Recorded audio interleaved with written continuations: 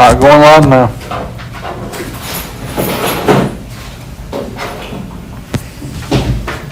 When it turns green. You should be hot now. All right, we'll call it back to order. This is the Pageland Planning Commission meeting for August 29th, 2023. It was properly noticed in the paper and posted at Town Hall.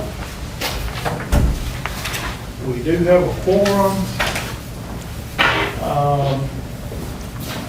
I'll let you have a copy of the agenda in front of you. Are there any additions or deletions or corrections to the agenda?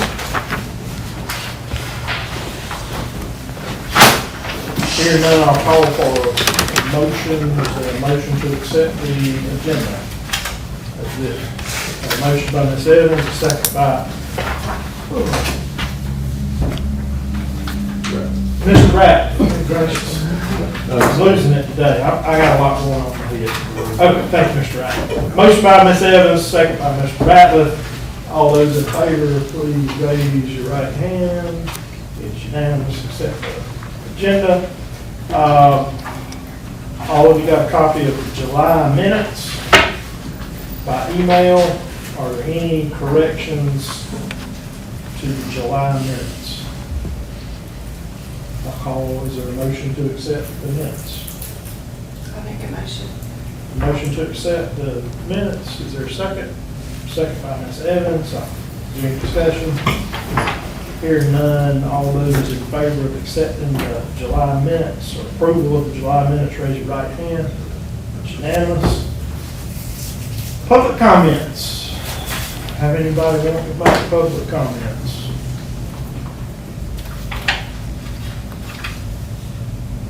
See somebody coming in, I don't know if that's Jacob.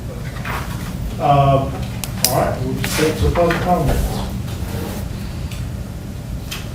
Jacob. Hey, Jacob. So the first item, this commission item, is the rezoning of JLJ properties at Maple Street, Sewell Street, Livingston Street, and Signature Street.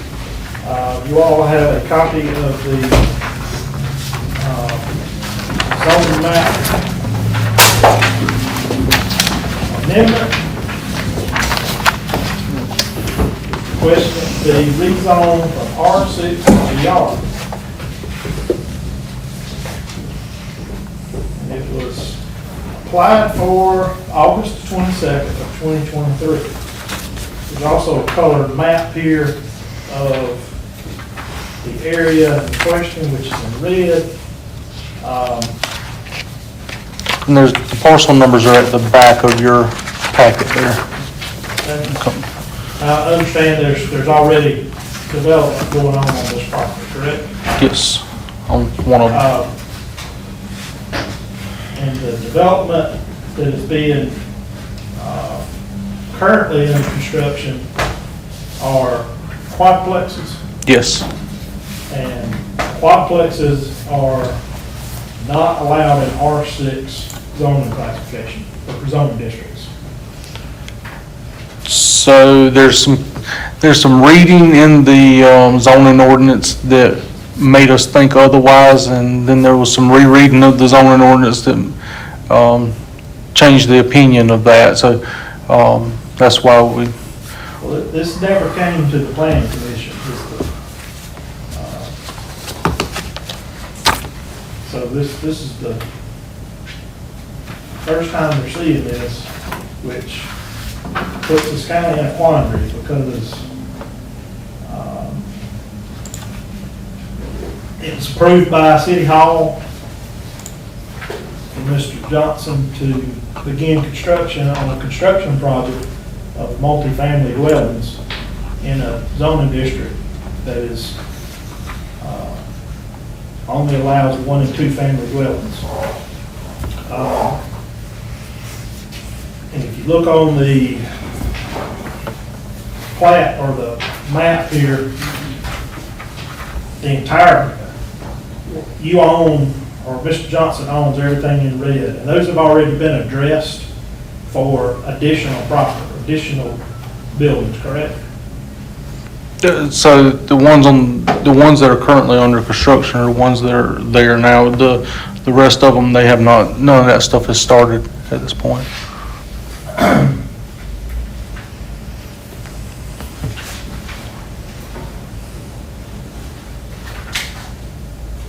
Was this, once the petition was signed, was it properly noticed and signage put up for the neighbors to know that there was a request for a zoning change? The signage will go up because we'll have to have a public forum or a public hearing on it. So the signage will go up before the public hearing because the signage shows the request of a public hearing. How long does that signage, how long does it have to be up? That signage will probably go up next week is the plan, so it'll be up for at least a month. Or, the month of September. So when is the public hearing supposed to be? The public hearing we're planning on having on the October meeting. October meeting? Right. Not the September meeting? No, not the September meeting. Okay. It has to be public notice for at least 15 days, but we're planning on putting it up next week.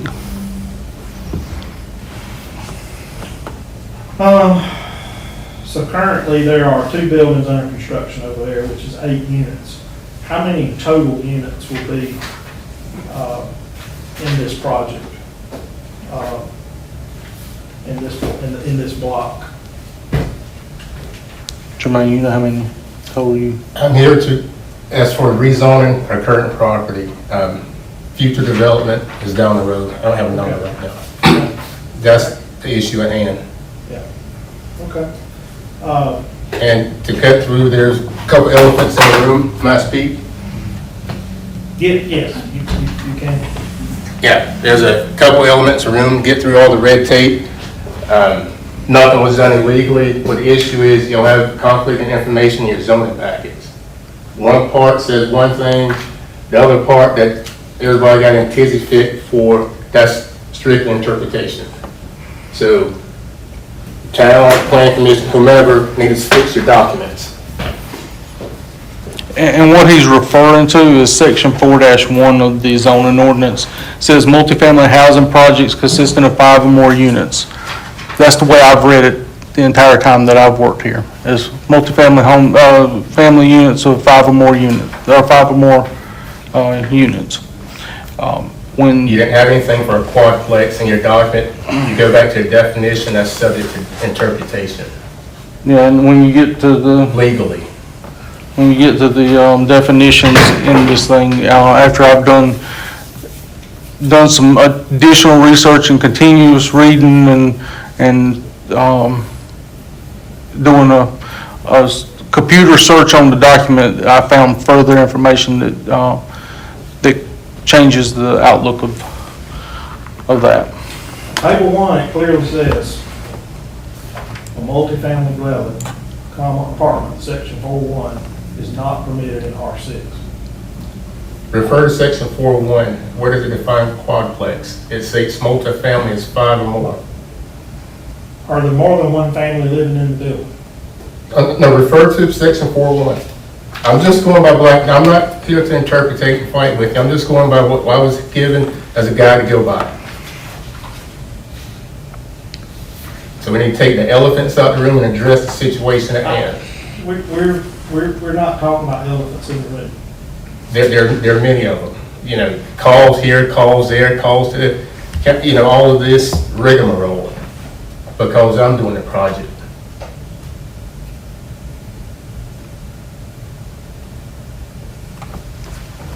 Mr. Johnson, the plan commission is here for the best interest of Pageland. We have to take every decision that comes before this board is for what's the best. I interest of understand Pageland. that. It has nothing to do with who's building it, it has nothing to do with where it is. It's in city limits, and it comes before us. We have to take it up, and Right. we do what's best for Pageland. This was not handled properly. It was not brought to us to approve, disapprove.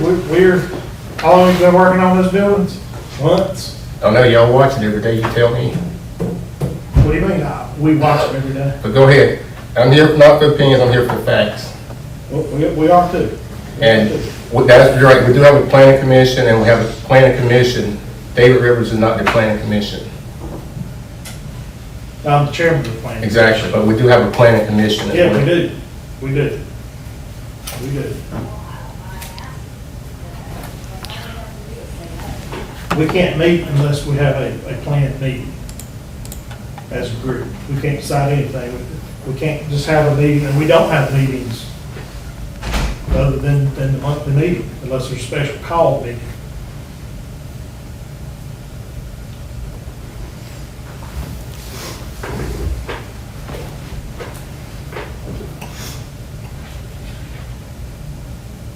Anyone have any comments on the project at hand?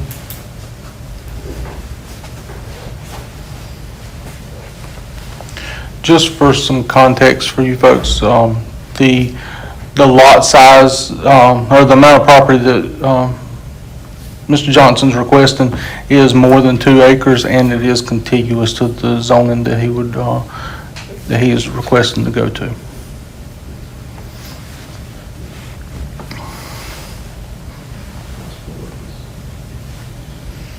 It's on the map.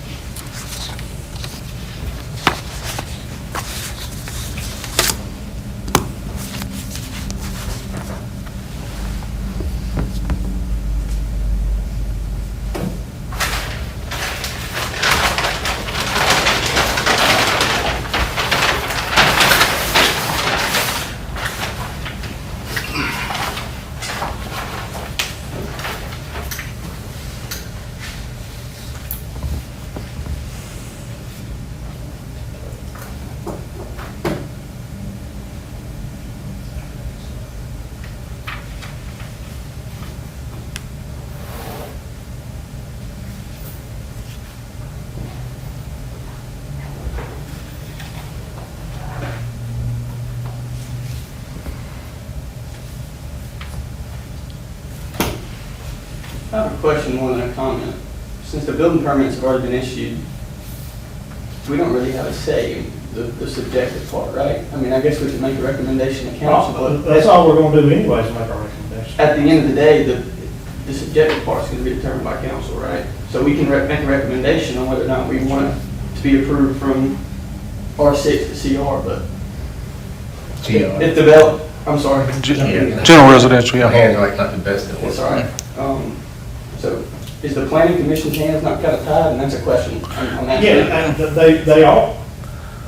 All we can do is recommend that this be approved or recommend it not be approved, and then it's up to council either way. The issue I had was the process from approval until it got to us, because it was not zoned for what was gonna be built there. The neighbors had no opportunity to voice an opinion to the planning commission or to council prior to construction beginning. I think it's great. We need apartments in Page. We need quadplexes and triplexes. But my concern is that it was the town's fault. Okay.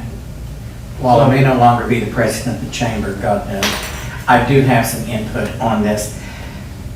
We need apartments, Yeah. and to be honest, I've known about this, Jermaine told me about this quite some time ago, and truly got our blessing because it's something that's needed for our workforce, for the price point that he's bringing in. It is rental prices that is affordable for our workers in Page, and it's close to an industry. It's a neighborhood that will be enhanced by this, if you've seen Jermaine's properties. My input is, I think you need to go ahead and recommend it to council, but I think that the council needs to take a good, long look. We've been talking about, these ordinances and our books and our codes, some of it handwritten, some of it sticky notes on books. That is the issue at hand. It is not that we need these, we need them. It is not that it was done necessarily improperly. It was done according to the half-hiney processes that this town is used to doing. So at some point, this council is going to have to get together and fix the codes and get these things written correctly. I think it's a much-needed project. I think it's a blessing to the neighborhood. I think it's a blessing to the town. But at some point, and along with your recommendation, I do say you approve it, to recommend it on up, with a caveat that within 90 days, this town gets it together and quits worrying about a bunch of petty little stuff that goes on in this town and start taking care of the things that matter to the citizens and the growth of this town. That's the caveat. That's the problem. That's the elephant.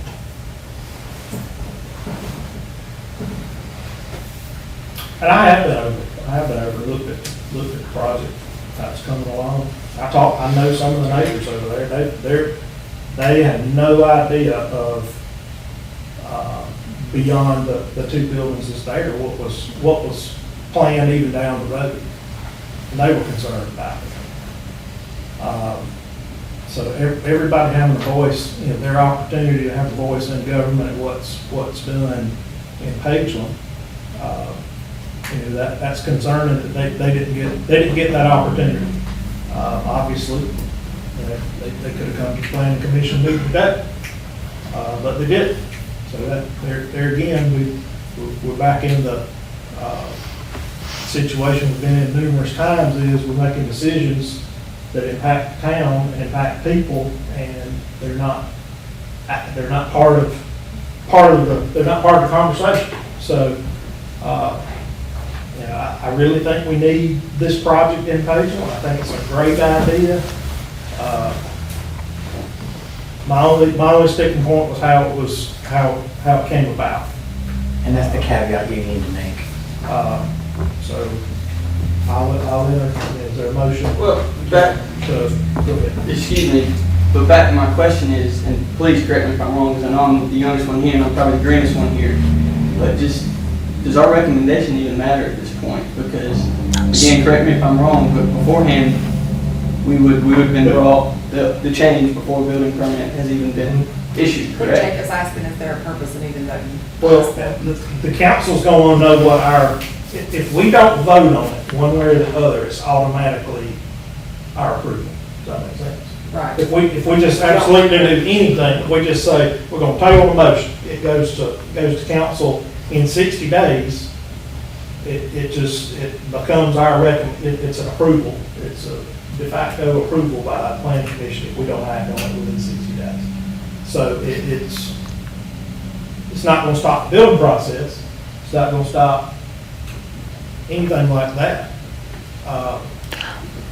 So here's the other elephant in the room. When we were looking at this, yes, mistakes were made based on the way we were reading the zoning ordinance. If the zoning ordinance was for where it was in black and white, then I don't think these mistakes would have been made. I think it would have been the full process. But there was mistakes made, and we've worked on this for a while. So there were mistakes made, and there was no malicious intention to that whenever we done it. It was us trying to go through the process and work through the process. There was no intention to try to backdoor anything. We've only been talking about cleaning this up for 2 to 3 years in this document. We have been talking about it, and talking about it, and talking about Well, it. it was just enacted in 2019. Yeah. Well, that's 2020. Next year's- That's It 4 years. was enacted the year It's before I every- came on the planning commission. It still have conflict and information in it. even though they did it in 2019, they still didn't correct some of these things. What was put in there was did not address what's taking place today. So there's always, you make notes, you make changes, but at some point, if you make too many changes, I think we've discussed this, then it calls into question whether the document is valid at all. Right. And needs to be completely rewritten. Right. And there is some precedent set by the state that if it happens to go before a circuit court judge, if he kicks out part of it, he kicks out the entire zoning ordinance, you have to start back over from scratch. How can, question here, for the planning commission and the town, how can you enforce an ordinance which you don't have on paper? How do you force situations that you don't have on paper? You can't.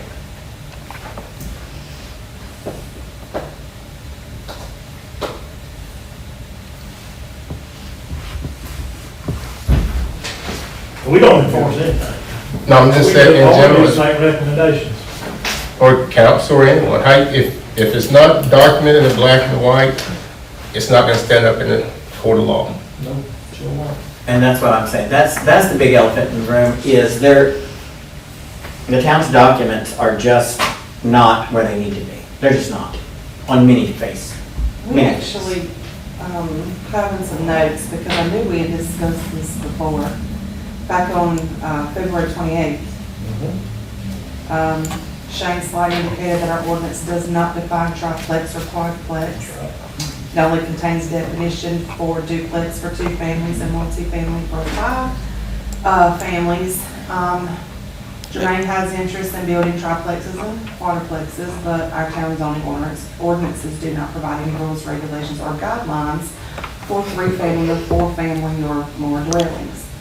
So we made a motion to move forward with the recommendation to create a separate ordinance to address these things. Where did it go from there?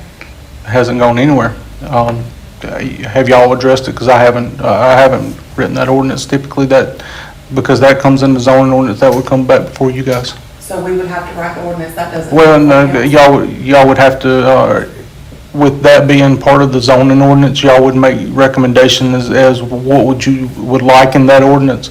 And then after y'all approve it, much like this subdivision rewrite, then it would go to council. Why was it never back on the agenda? Question.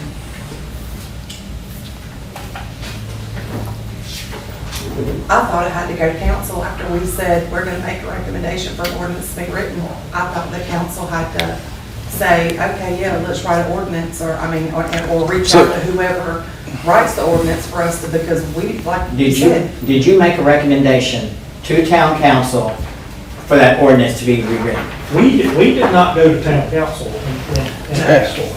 And it's just one of those things that's fallen through the crack. I'm not gonna make excuses. I mean, it's. But we identified. We've identified that need, so that's something that we need to sit down and, maybe next meeting, we need to sit down and define what it is you want to define as a quadplex and a triplex to be able to. Just needs to address triplexes and Right. quadplexes. Right, we knew there was a gap in the process, and so now we need to get on top of closing Right. that. 5 or more is a multifamily dwelling, so it can just be to address triplexes and quadplexes. Right. Well, and that's where Jermaine and I talked again on this, and after I received the email from you, David, on that, there's another definition in here that I had not read before. I went back and researched this ordinance again, and it gets there and it talks about a dwelling group and then a dwelling multifamily. A dwelling group, How far apart the buildings have to be, no Well, less than 40 there's feet some- apart, not less than 25%. there's some definitions to it is what I was getting at. So a dwelling that's listed as a group dwelling, a dwelling unit occupied by 5 or more individuals unrelated by blood, marriage, adoption, guardianship, living together as a single housekeeping unit. Then there's another one that says dwelling multifamily. a dwelling or group of dwellings on one lot containing separate living units for 3 or more families, but which have not, may not have joint services or facilities. I had not seen those before. Those are in the back of the book. Those are in the definition section. So, again, mistakes were made, wasn't intentional. And, Yeah, but now, you made the call in good faith, and that's the end of it. So, but we did also, I guess, does that need to go onto an agenda for a next meeting? What steps do we need to take to get this fixed so that it doesn't happen like that in the future? To get that wording changed, to get it to be more clear? What steps do we take as a planning commission for that? Do we send a recommendation to council? Do we reach out to somebody? If there's some clear-cut definition that you want to add to it, well, only two. And then we can- Triplexes and quadplexes. yeah, we can set some clear-cut definitions and then put it before council for them to do 2 readings on and adopt it. Okay. And there just needs to be an Right. amendment to include their Right. triplexes and quadplexes. Can you not create a whole new zone for that? No. You cannot create a whole new zone. I mean, you can, but we've already got like 6. You know, we got Yeah. GR, GRR added that some we new. created. What you're also saying is in that general residential, okay, he has got a big chunk, all right? Big chunk, which makes sense, because that's where he's gonna build all these. But if you make it all GR, general residential, look at what you have in this neighborhood. If you say that quadplexes can go into this neighborhood, someone can come over here and buy just one of these little lots right here and build a quadplex. I think you should protect your neighborhoods and create some kind of zoning specifically for these multifamily units that are coming in. We're growing. It's a need, it's something we never thought that we would have to deal with. But Jermaine came in here and is developing an entire area that it's like a zone itself. But if you say it's going to be anything in GR can have that, you're going to put a distraction onto some of the little lots in this neighborhood, because you're saying that a quadplex can go right next door in the middle of all these single-family homes. That's how come, is there not some kind of zoning that we can create for, like when Jermaine buys a big parcel of land and wants to build this type of development, that, you know what you're dealing with.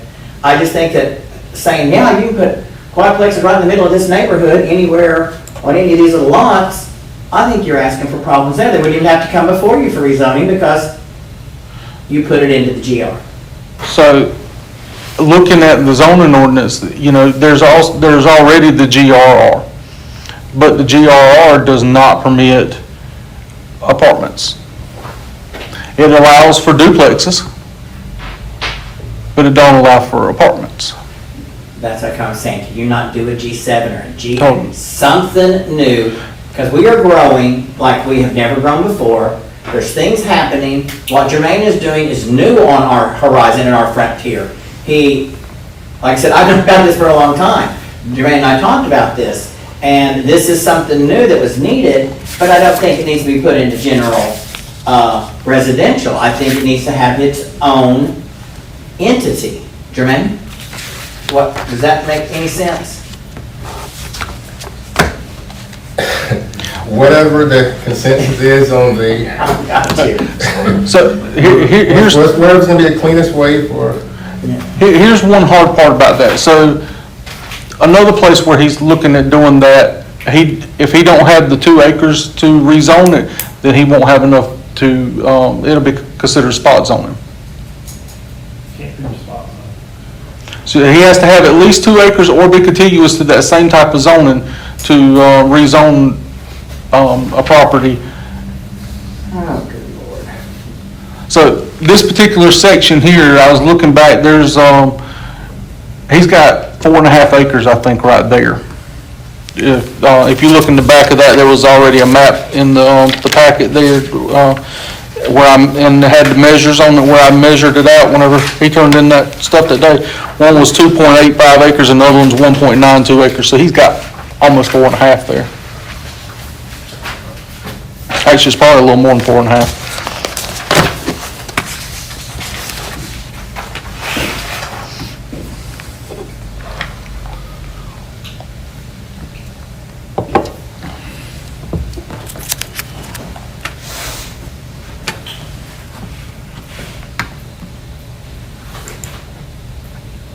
You just need more discussion.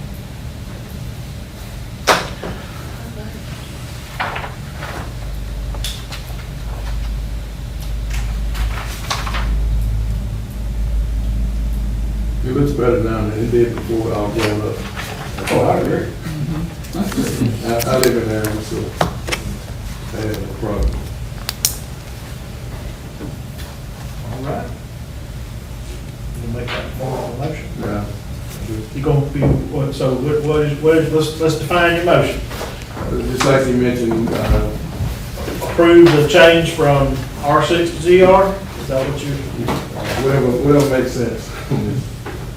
I'll let you make your motion. I mean, if he's, what the issue is to approve the change from R6 to GR for this parcel of property that Mr. Johnson owns and he's developing. That's what he's requiring. That's what he's requesting. So I'll just restate your motion if I'm incorrect, and stop me. So the motion on the floor is to approve the rezoning of the parcel of property at Sewell, Elizabeth, and Cedar from R6 to GR. And Maple. Go ahead. I said and Maple. And Maple, yeah. Maple, it's bordered by Elizabeth, Sewell, Cedar, and Maple, right? Because they're not the Well, that- numbers are not on there. Yeah. They're on the very back page if you wanted to do all the parcel numbers. So all the parcel numbers are last page, 031, 002, 003, 008. 031, 002, 003, 007, 031, 002, 003, 006, 031, 002, 003, 002, 031, 002, 003, 001, and the last one is 031, 002, 001, 012. Okay. Any discussion? The only discussion that I will add is that this may be neither here nor there because building permits are issued. But going forward, we also may want to recommend to council that we define what multifamily housing is. And then from there, we decide whether or not we need another zoning ordinance or however it be, and then go from there. Because in my opinion, if we had those definitions right here and right now, we may not even need to rezone this property.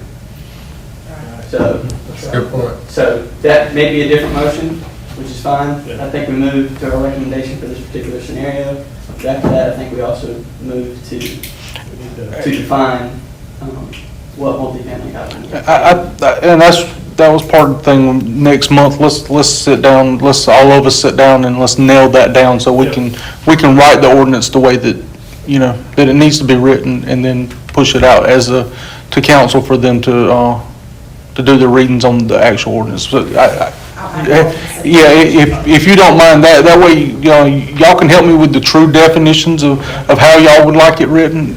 Well, we also have the ability to add like stipulations, like if you're gonna have something big, like a quadplex that, well, of course, we don't want it on the tiniest lot available, will we be able But to define a that's- specific lot size? That's where, on table 2 of the zoning ordinance, there's a whole section there that has minimum lot sizes, setbacks, the parking, how, Where the currently, there's nothing on there for where quadplex. trash cans have to be located, Yeah. it's very, very specific. Yeah. Okay, so we could just use that. Yeah. All right, so motion, we've had discussion, I'll ask for all those in favor of approving. You got a second, or you gonna take a second? Got a motion by Mr. Ratliff, is there a second? Second. second by Mr. Dale. No further discussion? All right, hearing none, I'll call for a question. All those in favor of approving the zoning change from R6 to GR, raise your right hand. It is unanimous. All right, that gets that through. Impact fee for building permit renewal. Oh, good. Oh, you got it, I'm sorry. Now, just a quick question, since you're going to be talking about defining those definitions. Another one that you don't have, I don't think you have anything in the zoning for is, I don't know if you call it mixed use or what. Now, you see these cities that have commercial, retail on the bottom, and residential up top. So that's one that probably needs to be. And during the training, I think Charlie hit on some of that too. Yep. You said a lot of. Well, we want to be transparent and be inclusive. So if you've got ideas on what needs to define, you're a builder, I mean, you're a developer. If you've got ideas on what needs to be in the ordinance, please, by all means, give us some feedback, because this affects everybody. It affects you, it affects Brandon Price, it affects the people building Amberley, the people building Eagle Crest, the people building Lane Farms, the whole deal. It affects all of them. So give us some feedback on what you think needs to be in there so that we can incorporate it. Because that retail living is hugely Huge. popular right now. Yep. Huge. Thank you, appreciate it. Okay, so impact fees for building permit renewal. So the question was, you approve a piece of property to build on. They go get their permit. And what establishes, at 6 months, if they haven't completed the project, it has to be renewed. And then they're eligible for 2 more renewals, which drags it out to 18 months. At what point do you, I guess if somebody gets a building permit today and waits 18 months before they start work on it, at that point, when they reapply, impact fees will be applicable to that property. So my conversation with the attorney on the impact fees, what she says is a renewal is a continuation of the same building permit. If they let that building permit lapse and they turn around and go apply for another one, at that point, that's a new building permit, in which So case. 6 months, if they let it lapse and don't get a renewal, then process starts over. Before expiration. If the county renews it, then the county will do up to 2 renewals, which allow, the first one's 6 months, the second one's additional 6 months, so that makes it a year. And then a third renewal is allowable, which makes it up to 18 months. I don't know their true process on if it lapses, can they come back in, and Jermaine may be able to help me with that one. If it lapses, will they do a renewal, if it's a week or As two? far as the permits with the county, that's what I was about to say. I don't know any case that they actually enforce that.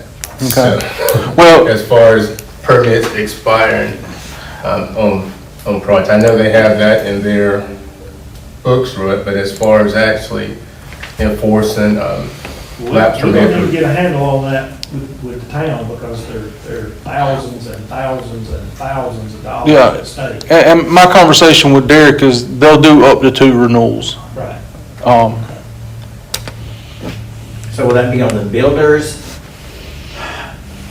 Like Jermaine says, they don't enforce that. Is it gonna be on the builder's, plate or whatever? Or will the county send out a reminder, or is this builders, I hate to say this, if you're building a bunch of property and you let one slip a week.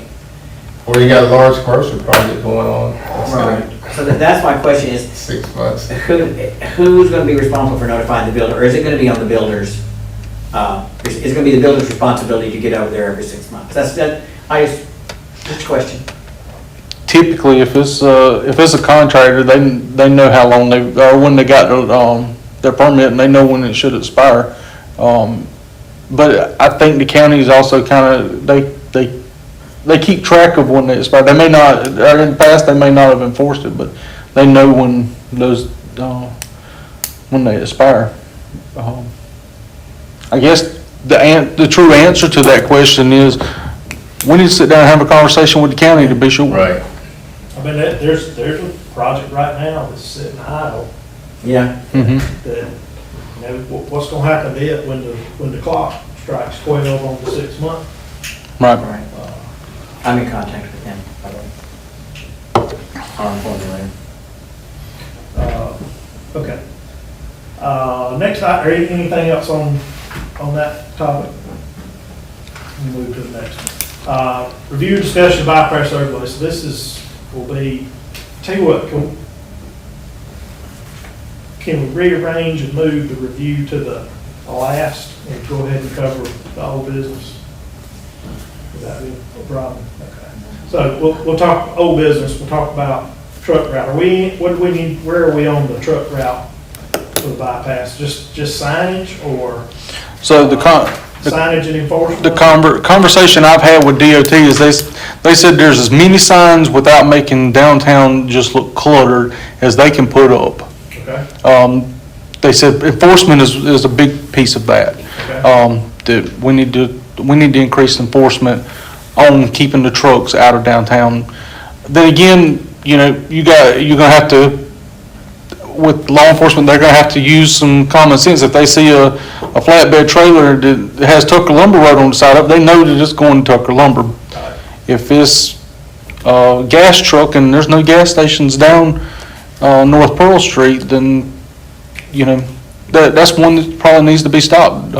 But it's one of those things, they're gonna have to beef up enforcement, for one, because they already should be going, all the way out to, All the way to the bottom. Will the state be renaming this or remaking this section of 151 and McGregor 601 truck route? I think that's because until that gets done, it's really kind of hard to enforce. I was gonna say, you said they can't put any more signs up without it looking cluttered, but how do you enforce something if there's no signs? their signs.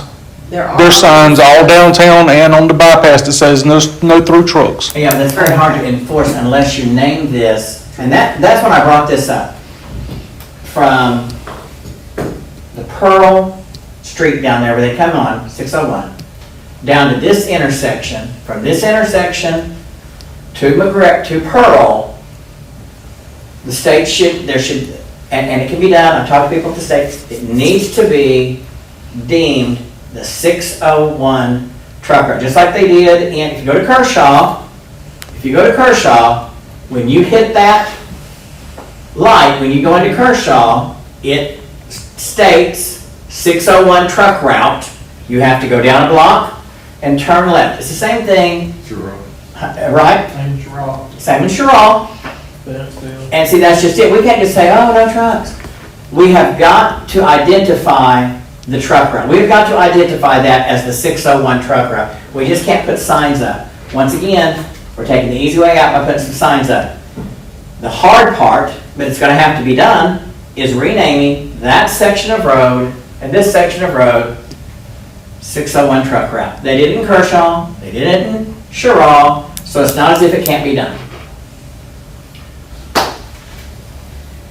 I'll reach back out to DOT on that and find out what the process is on that, because DOT's the one that was saying enforcement's one of the biggest things you need to do there.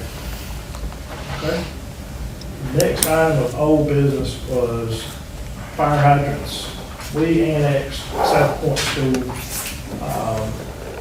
and the property that is behind it, which is, the projects that we've annexed, we've identified, and the fire chief identified that we needed additional fire hydrants due to spacing. Where are we on adding those fire hydrants? So I've had some conversations with Public Works, but I don't know if you've noticed this week, but Public Works is, they're in a bit of a pickle. Public Works has picked up trash with pickup trucks this week, not trash trucks, because Yep. we don't have any CDL drivers. So soon as I can get them back into their regular routine, that's already on our plans to start putting in a couple hydrants, because we've got a couple down there that we need to put in. Okay. So that's Clark Street, which you've got one right around the corner from First Street.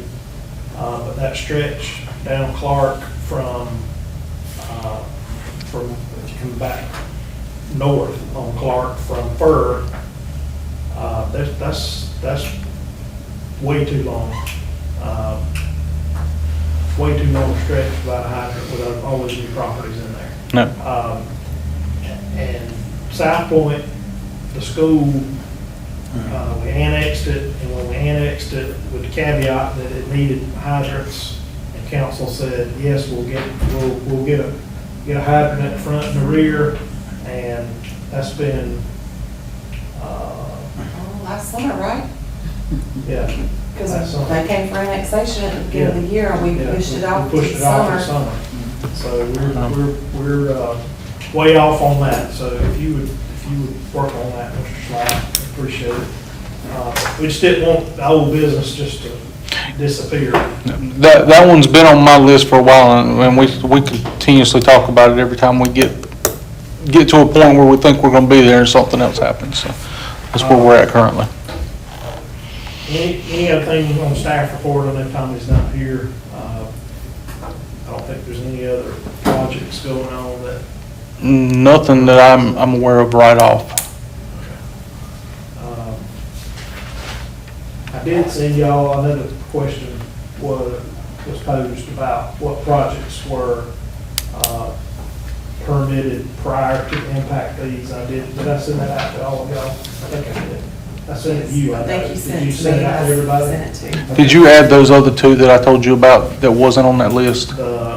Titan Stainless, and then the house that, I think it was on there. what's his name is building down here on, almost behind Tim's house there. Yeah, Jared, right. Yeah.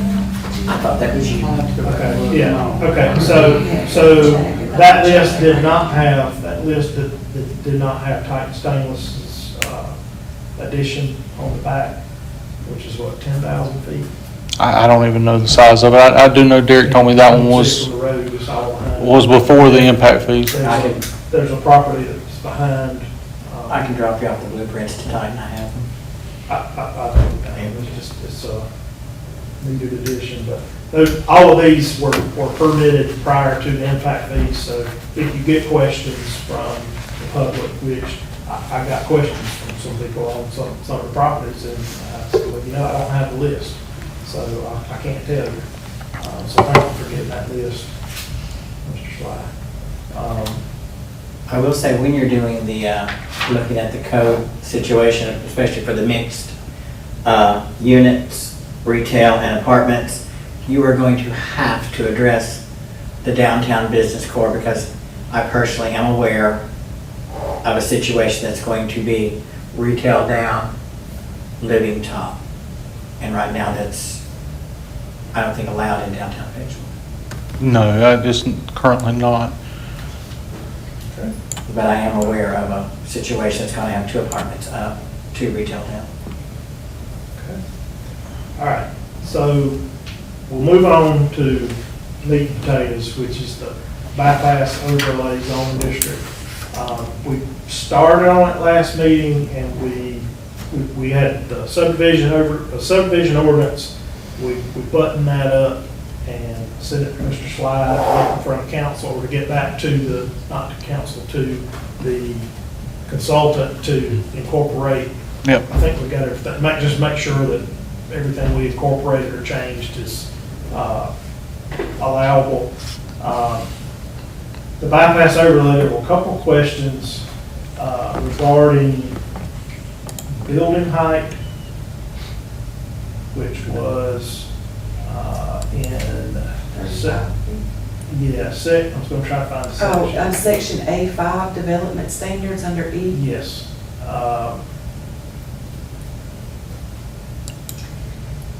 Building and materials and design. G, Yeah. height limitations. Building height shall be limited to 35 feet.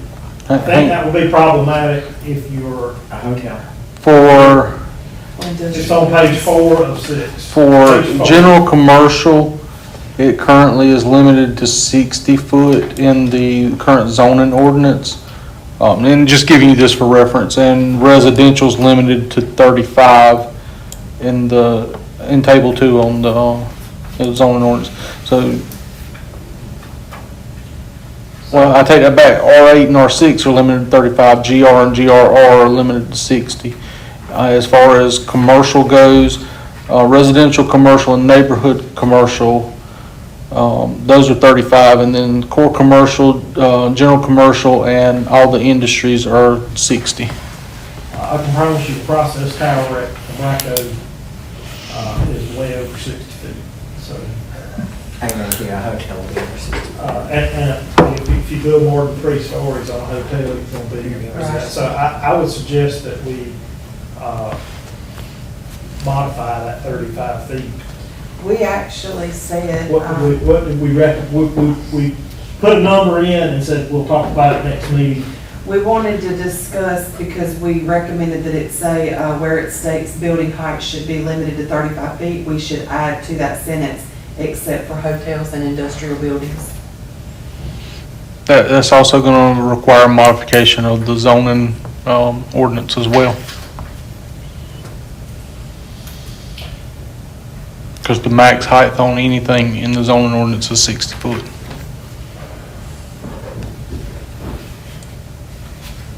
But wouldn't this be its own zone? Because It's a overlay, they still follow the zoning ordinance, but the overlay is additional requirements for the bypass. Okay.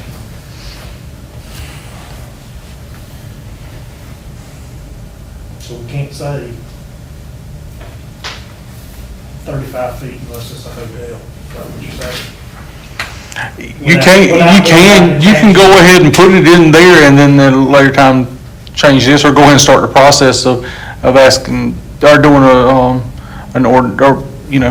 drafting a request of an ordinance to update this. Because there's property in the bypass that I truly see possibly being mixed-use retail apartment. I truly see that coming to us. Well, that's the modern way, build up. It is. And I think there's property on our bypass that is probably heading that direction. Okay. In which case, while you're working on that, you could go ahead and make them a mixed-use zoning classification for what can and cannot be in a mixed use. I mean, again, much like what we was talking about earlier, they're gonna have to have at least 2 acres to zone it that, or else it'll be considered spot zoning. See, that's how come this bypass overlay, there's just, you go to other towns, and I don't know how they're doing it, but you go to Bluffton and you see that all the time.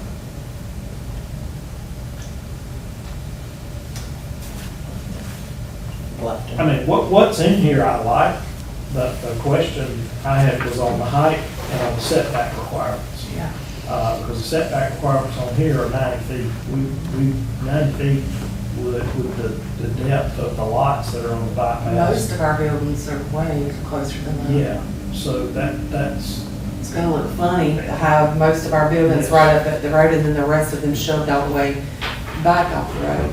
That's a big, and you said they were what? They are- General commercial, which is what everything on the bypass that is commercial currently is 50 foot.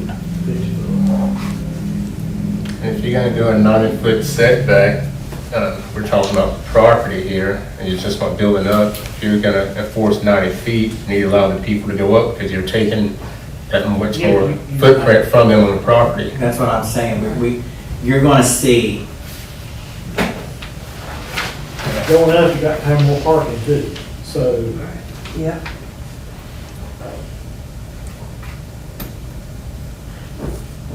I just can't see us doing a 90-foot setback, that's just, What was the basis for a 90-foot setback? this was an ordinance. Oh, that's that one. was- Okay. That was, we got from consultant to Gotcha. review and make. what's the Dollar Tree setback? Well, I asked for a scale map, but I didn't get one. Jermaine, what do you think? AutoZone, Dollar Tree, how far back do you think that is? They're not 9 feet. I could go measure it on my GIS if you give me a minute. I can walk to the office and do that. Yeah, I don't think I'm 90 feet either. It just can't be 90 feet. I know Kentucky Fried Chicken ain't 90 feet. No. Let's see if Google Earth has it right quick.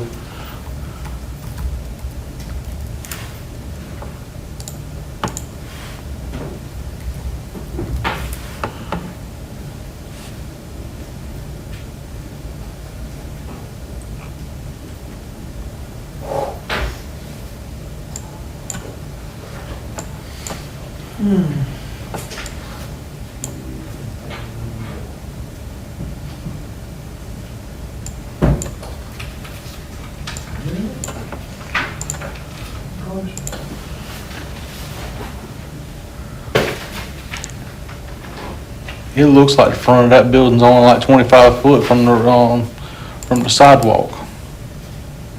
Well, hold on, that's meters. Let me change it. Let me change it to feet. It's 81, it's 81 feet on Google Earth to the sidewalk. Now, their property line actually probably starts a little closer, or a little further back than that. It probably starts there about the buffer zone, which would be those little trees that are on the front, which gives them almost 70. Is there landscaping requirements in this? There are in the zoning ordinance. Okay. Yes, Was there like specific yes, for the, even down to the size of. Okay. Now, that was on the subdivision. Oh, that's right. That was on the subdivision, Was it not on- the, there are some But not buffering specific. requirements, but not like the subdivision. Right. The GIS map I got here is not even showing the two buildings. David, this is what I'm using is right, I went just past You went to Google Earth. didn't you? I went to Google Earth. I went just past the trees and from there to the corner of the building gives me right at 70 foot. Okay.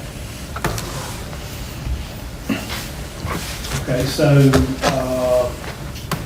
the building, let me draw it now. Measure distance.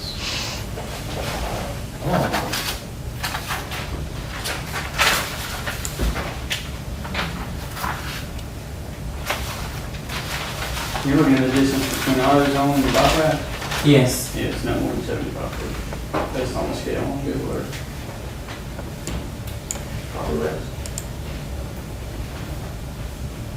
they were lucky to have a very deep lot. The pharmacy is 113 feet to the middle of their apron, the driveway into the bathroom like that. So, but they've got a lot of unused space with that berm there, or the way the shoulder is. It's not really a shoulder, there's a hill.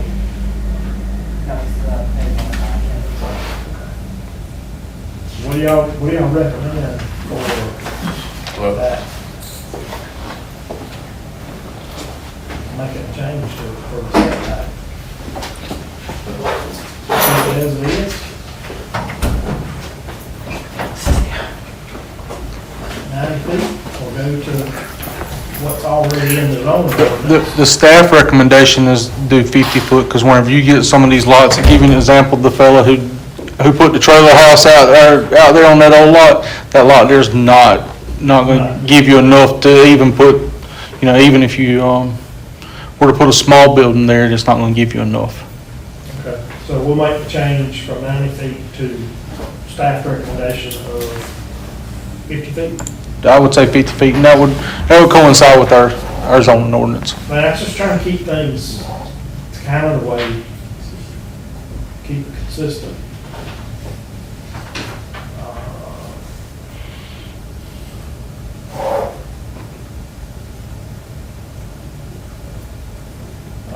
Anything more than 30,000 square feet shall be reviewed by the planning commission, approved by town council, and then it's got the additional requirements of being posted and notifying the additional neighbors. Talking about setbacks, side and rear setbacks, all principal accessory structures shall comply with the side and rear setbacks of the underlying zoning district as well as any other applicable provisions of zone, of this zoning ordinance. So that's just keeping with what we've already got. And, yeah, so general commercial, your side setbacks are 10 foot and your rear setbacks are 25 foot. There was buffers, front, side, and rear buffers as required by Article 5 of this zoning ordinance, which was, depending on what it was, it had to be, if you'll notice behind AutoZone and the Dollar Tree down there, they put in fence, and I think they planted trees, shrubs, They did. something, so there's some buffer requirements in there for that.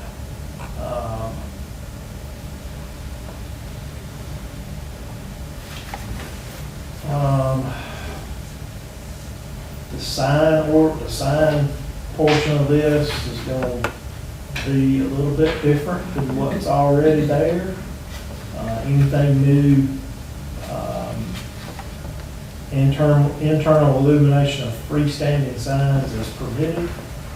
Have y'all had a chance to look at the actual sign ordinance? You gotta have, external illumination shall be steady, stationary, non-colored light source shielded solely at the sign. So you can't have LEDs going, looks like Las Vegas. And shall not exceed 30-foot candles at any point on sign face, or evenly distributed on sign face. Wall signs, 1 square foot of wall signage will be permitted per each linear foot of building frontage up to a maximum of 100 square feet of wall signage. Then it talks about like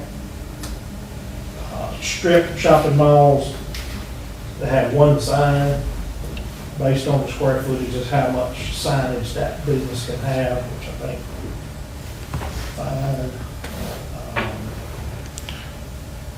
Building design shall incorporate materials to convey permanent substance, timeliness, and restraint with low maintenance. No building elevation constructed of unadorned concrete masonry units or corrugated and or sheet metal shall front upon the bypass. So anything that fronts the bypass should be clay, masonry brick, stucco, natural stone, decorative masonry, decorative materials, or wood. You can't just have a block building on the bypass.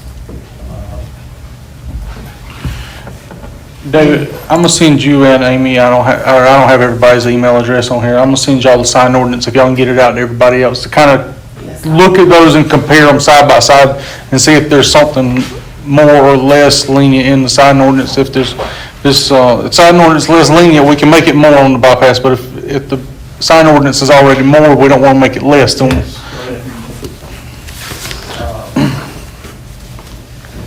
the dumpsters have to be screened and buffered with an 8-foot fence.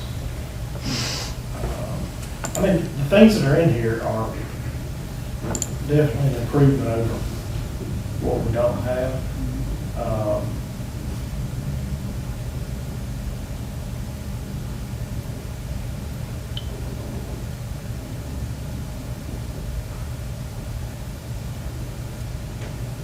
There's a 20-foot easement, that goes back to the 90-foot setback. There's already written in here a 20-foot easement. It's got to be provided for the entire length of the frontage for utilities and other town usage, so, And just for context on that, whenever the bypass, they 4-laned it at some point, they used up all the right-of-way that they had out there, and there is no additional right-of-way for utilities down the bypass. So anytime anybody wants to develop it, part of the zoning ordinance requires them to give a 20-foot utility easement across the front of their property.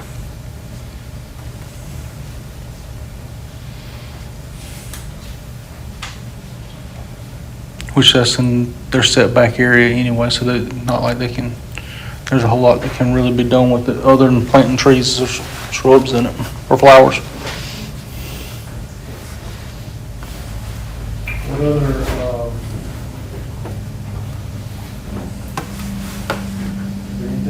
other glaring things stick out to anybody here?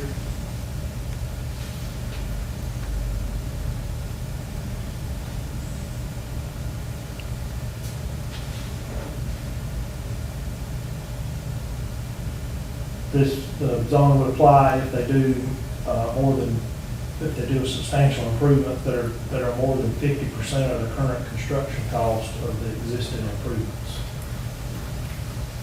So if they go in and do a huge remodel, it's more than 50% of the construction cost. If it's more than 50% of what the existing, or what the construction cost was gonna be, falls under the new. You're talking about the existing value of the building? Yeah, the existing value if they do. And what I'm thinking here is McDonald's is notorious about doing remodels every 5 or 10 years, and sometimes they're major remodels, so. Yeah. Burger King was a Right. major one 2 years ago. And then everything else just falls under number 6. Right, yeah, it's just, yeah. Anything else that we do, all of the requirements.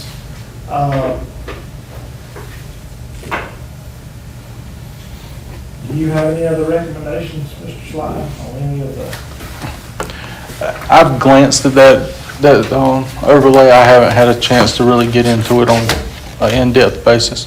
One of the pitfalls I would see is any of the flag-shaped lots where they've got small frontage on the bypass, and then it opens back up into a big pie. There's a couple of those that would be a concern if I owned that property or was.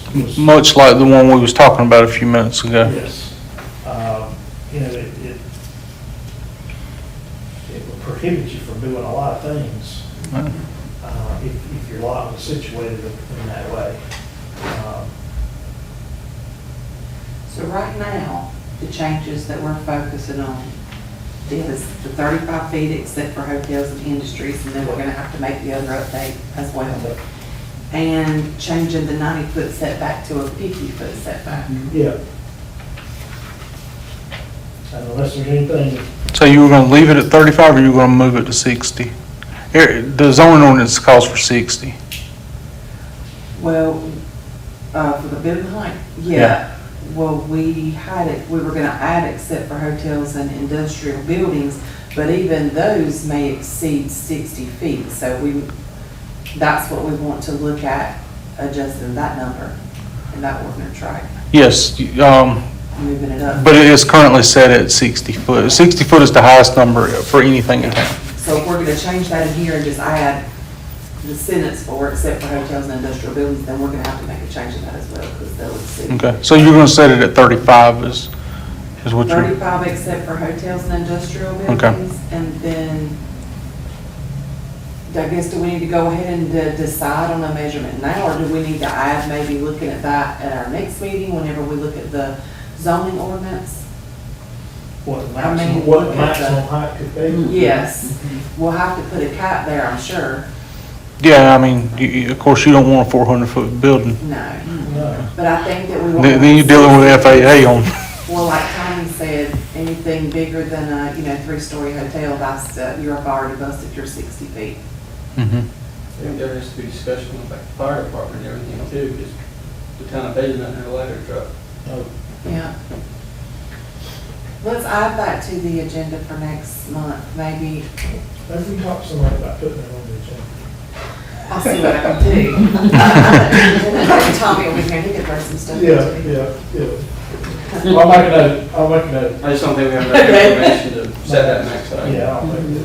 All right, that's height. Okay. All right, well then I guess we can table this until next meeting then. So we can get a definitive number. So I appreciate y'all, spending some time looking at this. Because this is, what we've been talking about, the bypass overlay for as long as I've been on the It planning was commission. the very first thing that I put in my little notes here whenever I came on. We right were talking here. about it before you got here. Yeah, it's the memo, it was the first thing I was given. So. All right. Okay, so you got what changes we want to incorporate as of this, tonight? Yeah. Okay, all right, very good. Okay, next meeting is September the 26th at 5 PM. Is everybody good with that day? But Mr. Whitaker's not here. He's asked to be replaced on the planning commission, so we'll, hope that'll come up at the next council meeting, maybe. If there's a suitable replacement for him, I think that Shane's working on it, finding somebody. Okay. Very good. Anything else for the good of the commission? All right, very good. Hearing none, I'll entertain a motion to adjourn. Is there a motion? I'll move to adjourn. Motion by Mr. Dale, is there a second? Second by Ms. Evans. Ms. Evans, that's fine. Any discussion? Hearing none, I'll ask for a vote for adjournment. All those in favor, raise your right hand. It's unanimous, and the meeting's adjourned.